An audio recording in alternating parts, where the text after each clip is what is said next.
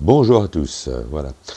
Donc voilà, je voulais vous présenter à travers cette vidéo, voilà, une petite expérimentation que je fais avec un prototype.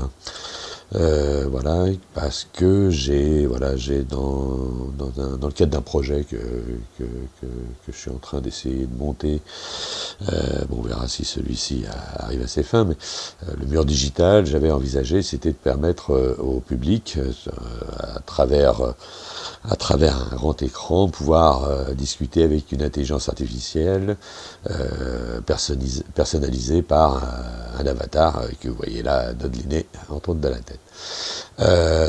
Fort de cela, entre-temps, m'a sollicité pour travailler, enfin pour aider un petit peu sur la conception d'ateliers autour de l'intelligence artificielle qui sont en cours de conception. Et du coup, bon, j'ai trouvé assez aisément le lien entre les deux, c'est-à-dire entre ce que je montais comme dispositif multimédia et un support de médiation potentiel, en tout cas pour les médiateurs qui auront à faire ces ateliers.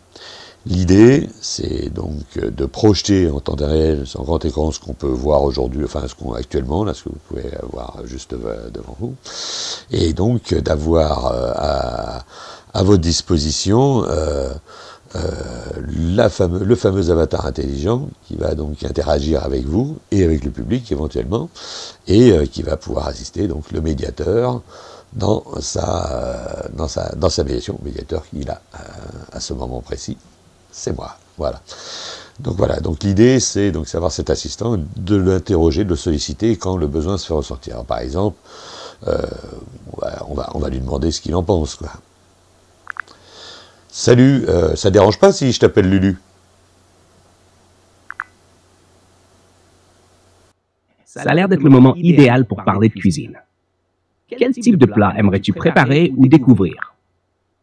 Alors, c'était pas trop mon idée. Moi, mon idée, c'était que tu puisses me donner, par exemple, la définition de l'intelligence artificielle, par exemple.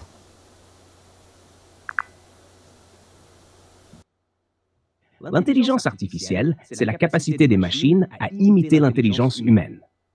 Cela signifie qu'elles peuvent apprendre, raisonner et résoudre des problèmes.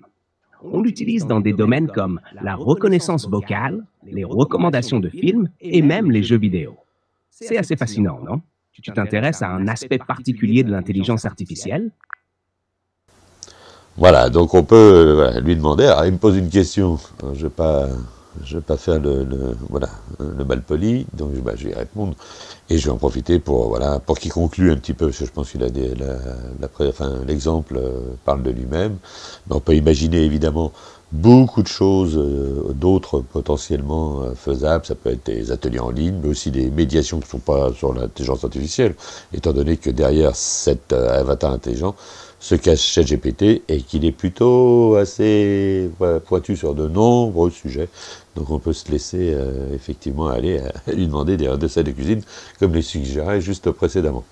Donc, juste Lulu, pourrais-tu me raconter une blague sur l'intelligence artificielle et la cuisine, par exemple? Bien sûr. Pourquoi l'intelligence artificielle a-t-elle du mal à acquérir des compétences en cuisine? Parce qu'à chaque fois qu'elle essaie de faire une recette, elle finit par télécharger des cookies au lieu de les cuire. Ça te fait rire? Alors voilà aussi, on pourra aussi illustrer assez aisément les biais de cette intelligence artificielle qui, apparemment, est encore loin d'avoir un sens de l'humour aussi développé que celui de l'être humain, parce que l'histoire des cookies, c'est quand même la vieille blague de geek. Enfin bon voilà, tout le monde sera reconnu. Je vous remercie, puis j'espère que ça vous aura en tout cas convaincu qu'il y a quelque chose d'intéressant à creuser de ce côté-là.